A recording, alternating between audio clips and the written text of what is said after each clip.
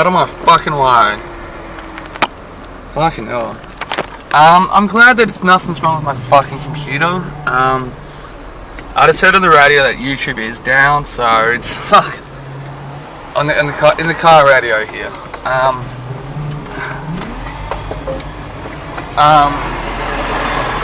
Fucking, I think that most people, millions of people actually, that reset the computers, their Wi-Fi, their whatever, and in a way that's good. That they kind of go, okay, what am I doing wrong? And am I doing anything wrong? Which is, you know, but sure, always should be the default thing. To help us, I don't know why I'm doing this. I could have done other things at home, but it's throwing me off. Yeah, so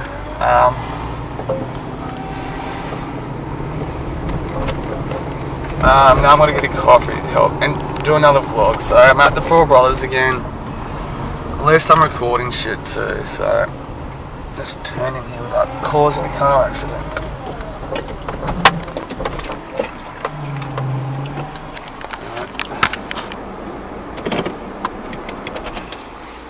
And I don't know why I'm wearing a jumper either.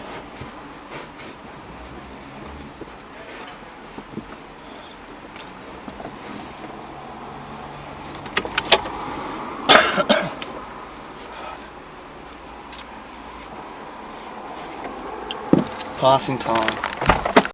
When you have a baby, it's a shared responsibility.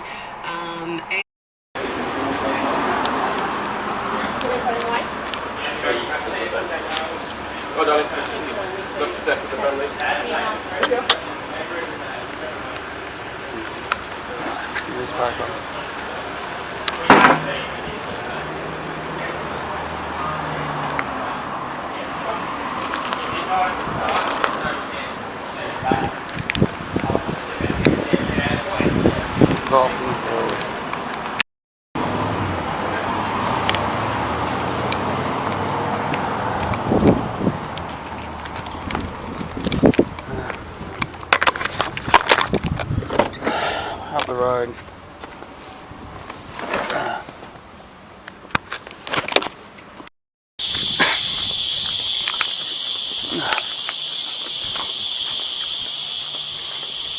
I used to go to school there.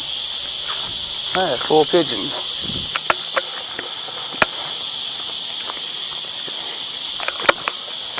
Fucking flying right, man. Yeah.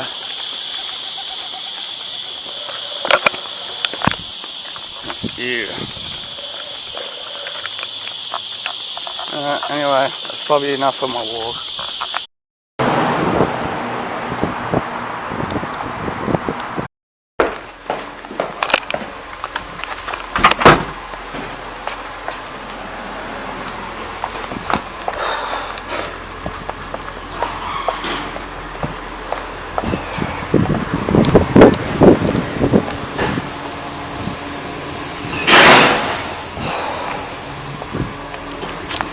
I'm actually currently waiting for Bob.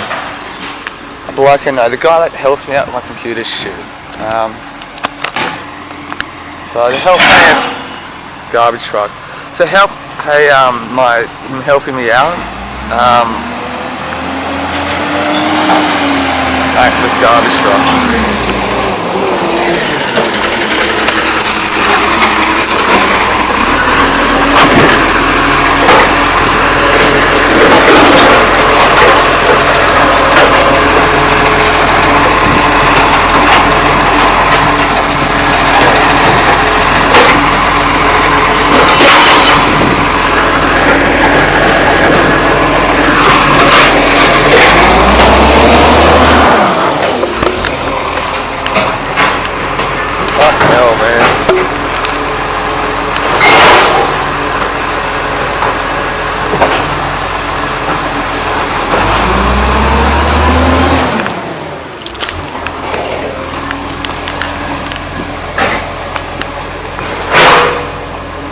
So, to help pay him back, I'm taking him out for coffees and stuff, but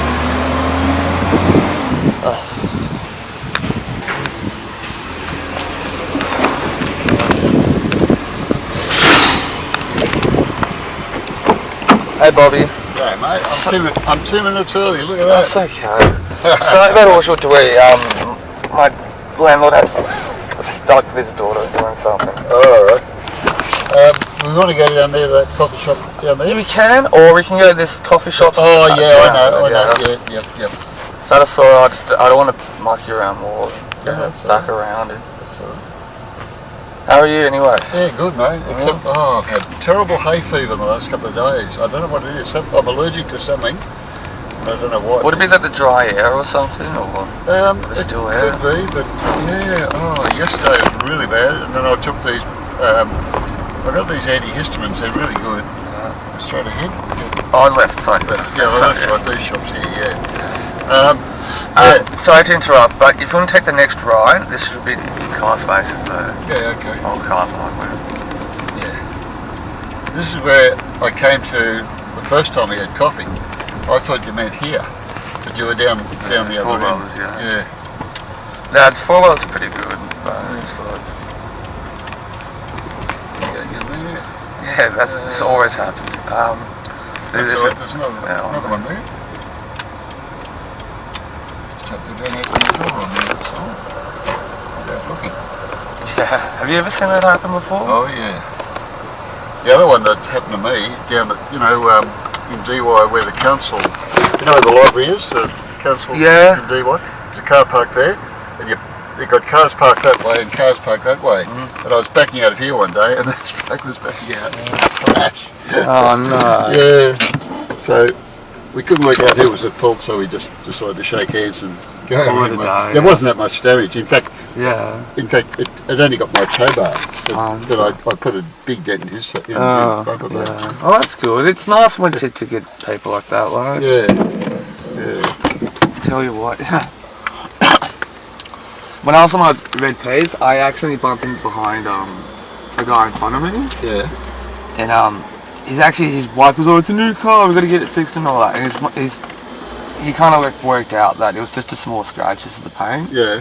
And like that, the fact that I was still on my pace, so he's like, it's not worth taking it further, sort of thing. But his wife's like, "No, I'm gonna get to the mechanics and video the mechanics and stuff." So the guy goes, "Look, it's just the tint." So the guy's like, "Just chuck me a couple $100 and that's it." He goes, "I'm sorry, mate, my wife won't let it go." Because he kind of worked out, it was a genuine accident. Yeah, it's like the time to kind of like get it correct. It's not worth it. Yeah. We'll go grab a coffee here.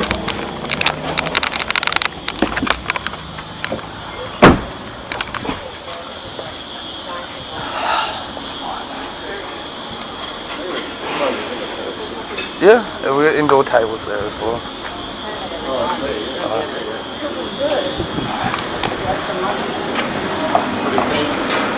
I just got a small long black dashboard. Small long black dashboard. Small long black? Yep, there's a... you can order that. Can I get a small long black dashboard, please? Takeaway? Yeah, no, well that's the city here. Yeah, thanks. And large white.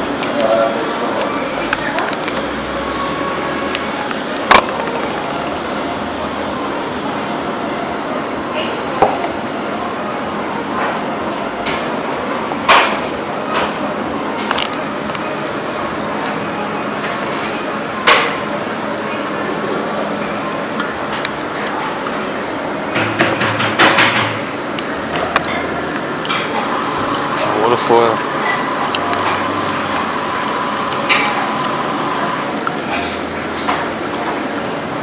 I was away at the weekend, I was at a Taree. Yeah, somebody told me that, yeah. Actually, I was on, I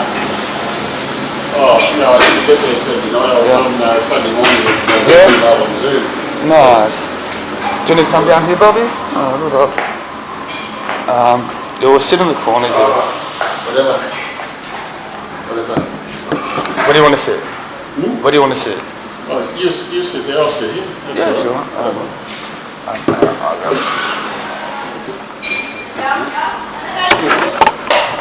Yeah, I should go.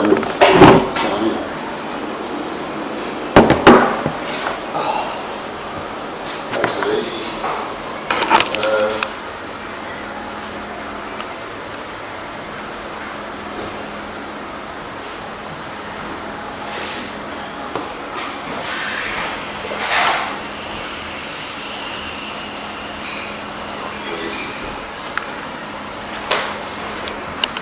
the club was on the water yesterday, the yacht club, and up there, I'm a member, so you scan your QR code going in, and then you've also got to sign in with your membership number. Yeah. Oh, we make your vlog, are we?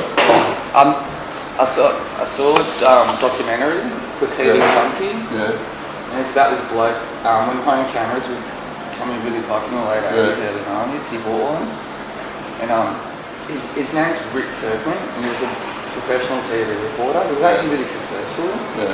So he'll take his home camera around everywhere, recording himself. And he used to do like news reports on like, say, cocaine in the States. Yeah. The film crew would go home, and he'll go grab his home camera and he'd go buy cocaine for dealers and go home and film. Yeah. He'll film himself doing it. Yeah. And some guy found, he signed a film with Jesse, convinced him to edit all the home videos together to make it like a documentary of his life. Yeah, so he's got like thousands of hours of home video. Yeah. So I've been trying to do that. Is that your phone? Or? Your phone? It's not mine, trust me. Oh. I don't know what that is. Oh. Oh, my car. Thank you. Thank you very much. What's this? I didn't know I had an appointment with my heart specialist on the 19th. You guys I forgot about that, because I got a pacemaker. I'll say that. And, well, it keeps me alive. Yeah. Oh, yeah, you know what I mean. I'm going to crash. Sorry, is that running? Yeah. Yeah, that's all right. I'll do this one. Oh, sorry. Turn my phone off. Sorry. It's my son. $1 million. Yeah, it's heaps. And then I'm not the best at stuff. I'm actually caught between knowing stuff about online stuff and not sort of thing. So I kind of like, I'm in that age gap, like I'm in between. Yeah. Because I didn't get I think I was almost 18 when I first got my phone. Yeah. And I still remember having to plug in the internet dial-up and all that. My younger brother, he's younger than I, he knows this clicks it. I do. No, I just sort of haven't caught up. I can do lots of stuff with my phone and with my computer, but editing, I've got so much movie, so much film that I've taken when I've done trips. Into the States, Canada, New Zealand, all these places. And I make the movies. I join all the shots and edit the rubbish out of them. But all I've got is the sound that's actually on the movie. Whereas at times, it'd be good to have music behind it instead.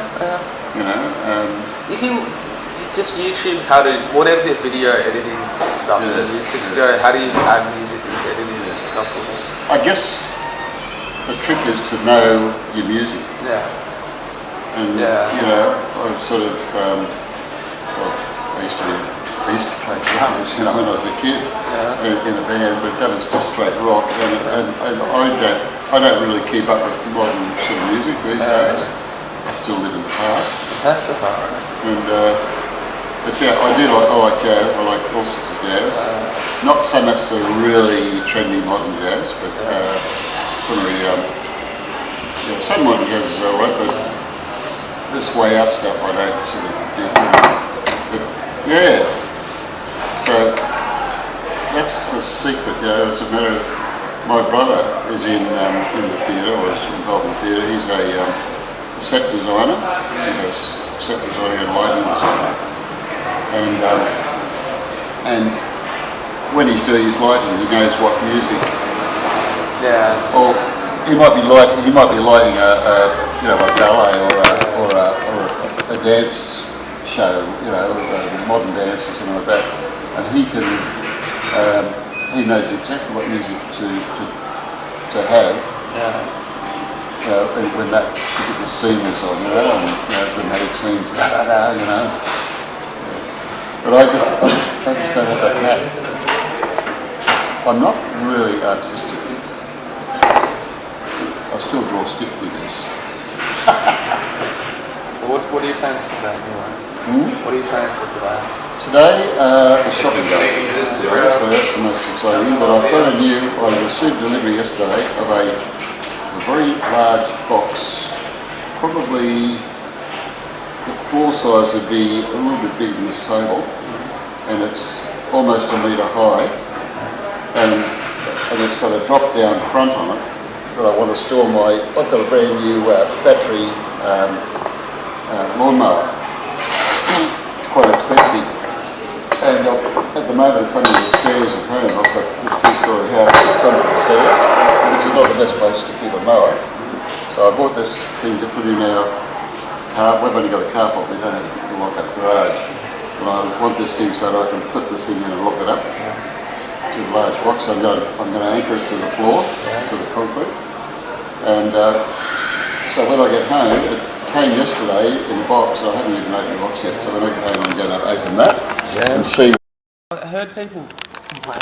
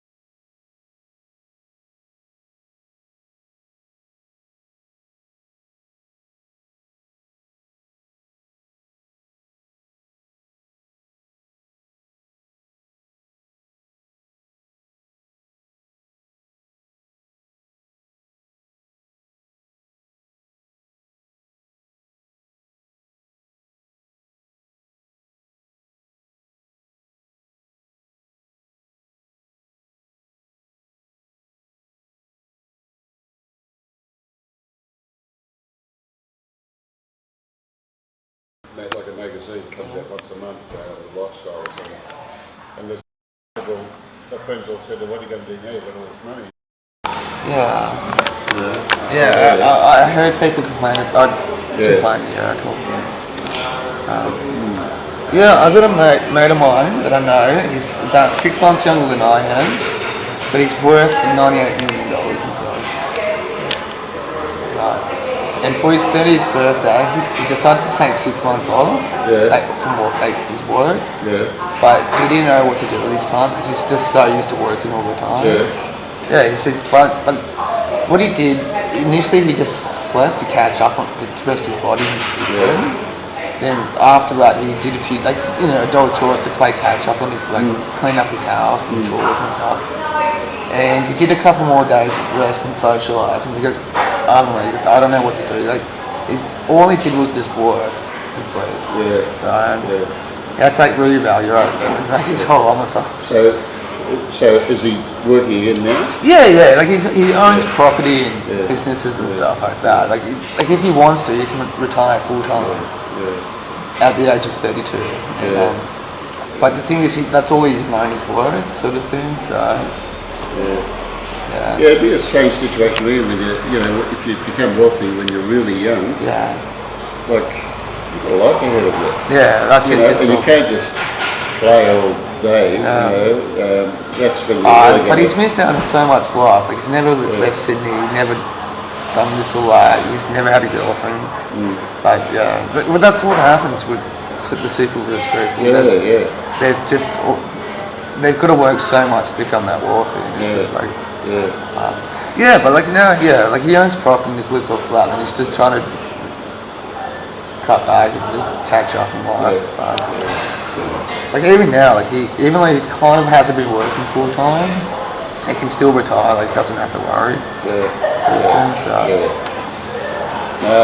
So what he does too, he owns property, and what he does, he has standing agreements with large corporations, and that's the corporations use his house to send their staff, sort of thing around it.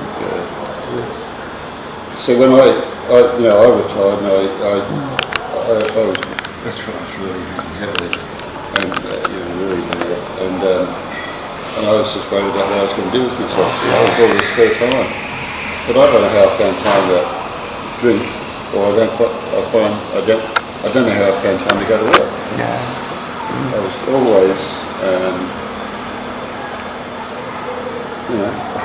I thought I was busy all the time, but obviously.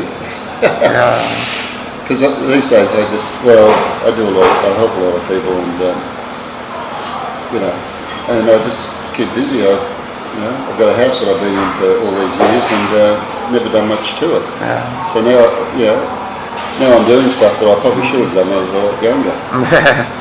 That happens though, man, to everyone. Matt, my son Matt, he quit his job not full on alcoholics. And he got so sick of it because the owner, all the tax stuff and the wages and all that kind of stuff, which keeps me interested and just gives me a little bit of stuff to do each day, and just keep on top of things. But I could never fully retire. I'm not sure I'm not using my head, well, only tapping away the keyboard, but I can't. I've got to be busy. As I say, I don't know how I found time to drink. That's where I chucked everything away. I just isolated and lost interest in everything, even the business. So it's good that. Have you heard of a comedian called Bill Burr? Have I? Heard a comedian called Bill Burr? He's got this quote because he's sending off pro wrestling to know what a good game is. He goes, I think it's stupid that somebody on the internet can make more money than the president of the US. Really? Yeah. Depends what you're selling or doing on the internet. Oh yeah, I said the potential to earn money is there. And you can earn more money than the leg of the free world sort of thing. So he just thinks it's ironic. Oh yeah, that's That makes sense. Yeah. Yeah. But being online's kind of like, I wouldn't say ruined, but has made just changed the algorithms. The world's going to change with the internet. Yeah. I mean, you know, all your big department stores now. Yeah. You know, your David Jones and your Myers and all that. Amazon and stuff. Yeah. You know, you wouldn't invest in them because their days are numbered. Everyone's going to be buying offline or online rather, or buying online. I know what you mean, off the internet. Yeah, off the internet.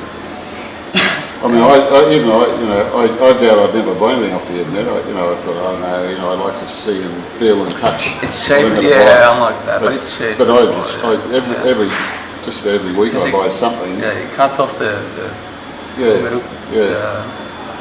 But some of the websites are so good, you can, like this box that I've just bought that I'm going to pull past, unpack today. We knew what we wanted.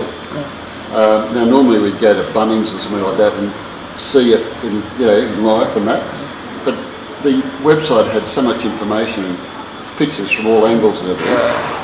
You know what you're going to get. Yeah, it makes it easy. Yeah. And if it's an Australian company like this one was today, they're only up at Summersby, up near Gosford, and if there's a problem, they're only a phone call away. I buy some stuff from overseas. I think I bought my first smartphone from overseas. From Singapore. It was an iPhone. I think isn't Singapore becoming like the world's most business hub with the capital of the world or something like that? Yeah. Singapore's it's a real hub. It is. It's a democratic country. It's not like China, which is communist. And you can trust people in Singapore. You can't trust the Chinese. They just want to come and take over the country, these days. And whereas in Singapore, they're trustworthy. It's sort of it's a different world. But even Malaysia itself is a good country to deal with, because they're democracies. But China, the less we have to do with China, I think the less the world has to do with China, would be good. Would be good for the world. Be good for the world. Yeah.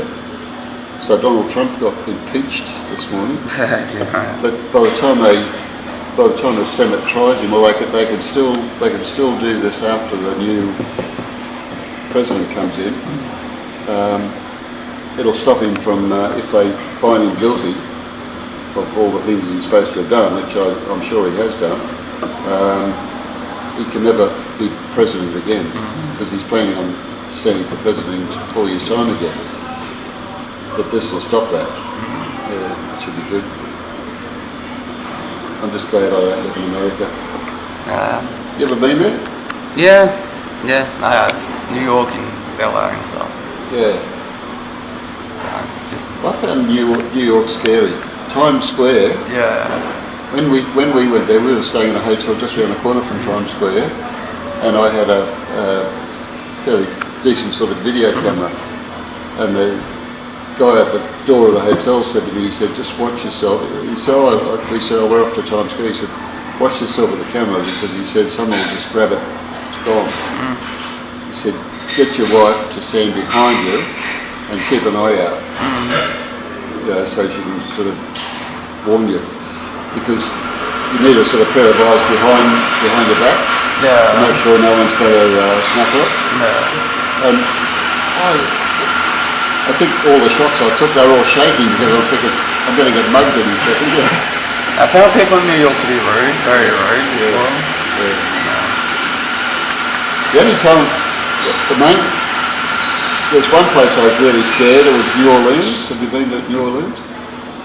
We were going up one night, we were just walking through the narrow streets, and we were looking in windows or something, and in shop windows, and there were two big black guys coming towards us. And I thought, oh shit, just keep walking, Bob, just keep walking. And they pulled up and they said, hey, how you doing? And I said, oh yeah. They said, where are you from? And I said, oh, from Australia. And he looks at me, he said, this is one of the guys, the other guy was sort of there, and I'm thinking, oh, what's going to happen here? And this guy says to me, he said, I bet I know where you got your shoes. I had brand new sneakers, joggers. He said, I bet I know where you got your shoes from, and I bought them in Australia before I left. And I said, there's no way that you know where I got your shoes. He said, I'll bet you. He said, how much do you want to bet? And I said, I'll bet you $5. So I got my $5 because I thought, oh shit, here we go. I'm going to get my wallet out, and he's going to grab the wallet and go. Anyway, stupidly, I got the $5 out, and I said, all right. And I'm thinking, this guy has no idea that I bought them from, whether it was Sydney, whether it was just Australia, he didn't know that. And I said, okay, so tell me. He said, you got the shoes on your feet. I gave them the $5 and off they went. I really thought we were going to... Funny, I was shit scared. I was shit scared. Yeah. But that was an interesting place, New Orleans. Since then, they had all those floods, and where we were, it was all underwater. Yeah.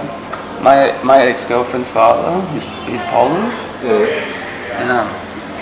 And her mom's French. Yeah. But most of his adult life he spent around France and stuff like that. Because of his work and all that. Yeah. But he doesn't like French Canadians or people in New Orleans. Yeah. He goes, oh, when you go to Switzerland, it's Switzerland. When you go to Belgium, it's Belgium. When you go to Monaco, it's Monaco. Yeah. When you go to North Africa, it's North African. Because Canadians, not French. Yeah. I think it's French somewhere else. No. Only on the west coast. Oh, the east coast. Only on the east coast. Yeah. But he goes, no. Yeah. They're not French. He goes, no. Not going there. He's proper Polish too, like living in Paris. I love Canada. I love Canada. I love French. Canadians. He doesn't like French Canadians. No. That's what he doesn't like. French Canadians. Because in his head, when you go to Monaco, they try to be Monaco. Yeah. And when you go to Switzerland, they try to be Swiss people. Yeah. But he goes, no. If you want to speak French, that's okay. But you're Canadian. So that's what he's saying. Yeah.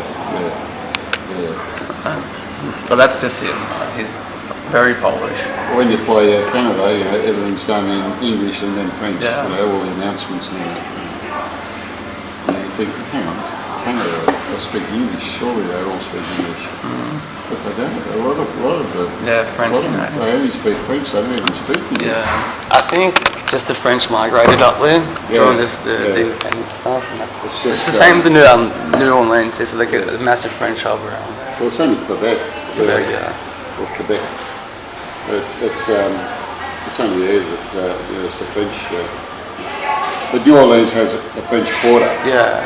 Now, I think it's only called the French quarter because everything's in French style. Yeah, I think the same sort of thing. I think a large French community stayed. Yeah. Sort of thing, not left, and just through history just got diluted. Because I think the French were trying to fight the English and their independence and stuff. And one thing I did like in New Orleans was they got these things called, not baguettes, what are they called? But they're big sort of, it's like donut mix. It's not a round donut. Donut with all this cream and stuff like that. Oh, beignets they're called, beignets. And when we were going over there, our next door neighbours had been to Canada, and they said, "Oh, make sure in New Orleans you have some beignets." And with icing sugar and stuff like that, absolutely beautiful with coffee. Having with coffee, and they have them down on the sort of waterfront. Because New Orleans is not on the coast. The river, No, the Missouri. Missouri. River? Yeah, Mississippi River, I think. Well, I know which one, the deep south river is. Yeah, I think it's Missouri. Anyway, it's like 150, 200 kilometres from the ocean. And all the big ships come up there, you know, like big ships. So it's a big deep river. Yeah, but it's up far from the ocean. It's about 200 k's. And it's just like a big channel. You know, the river's like a big channel. And yet you would swear that when you're at the waterfront, you know, where's the ocean? You know? It just feels like you're on the earth. You know, those big paddle steamers, you know, the Natchez and Mark Twain. And Mark Twain. Yeah, there probably is one called the Mark Twain. Huckberry Finn. Retired, but she found that she was busy a lot, and she's.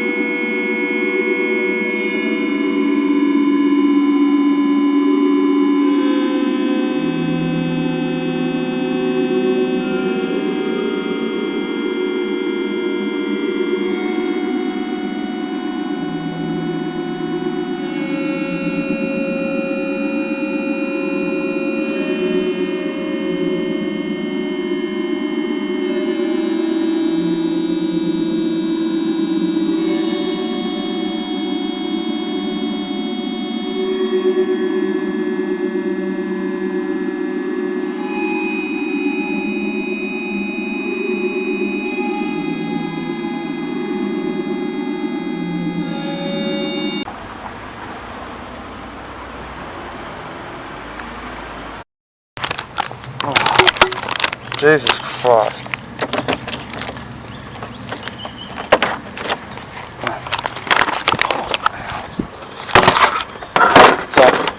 No. Jordan?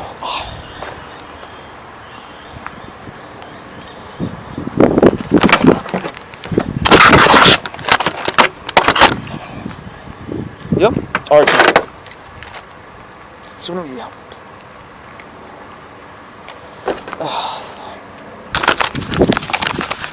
So I'm gonna catch up with my darling Amanda at a chicken shop. So I'm gonna get a bit of work done beforehand, and then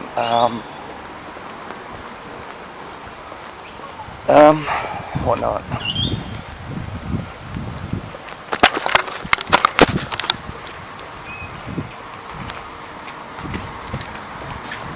About 45 minutes early, which coming too early is normal for guys.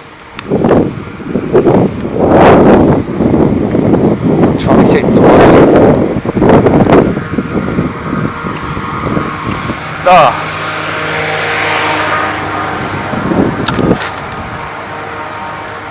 I'm at Freshwater if you want to Google it.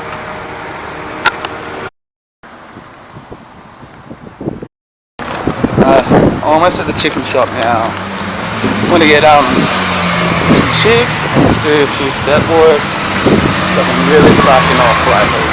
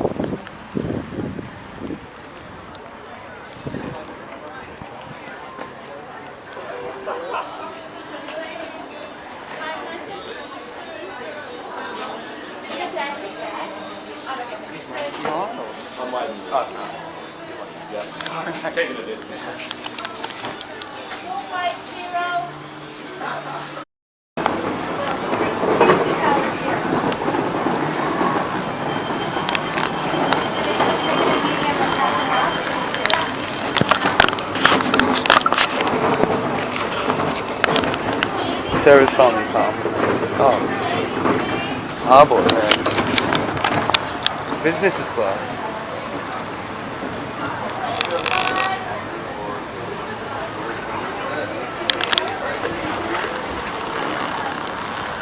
I've got to take it to Sarah.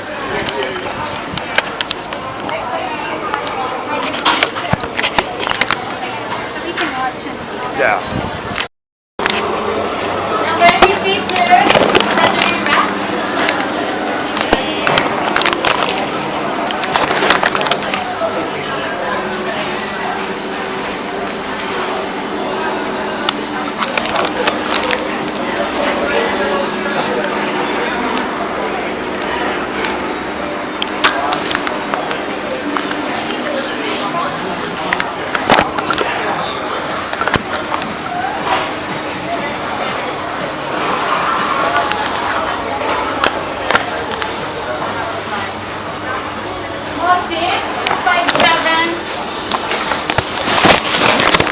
Thank you.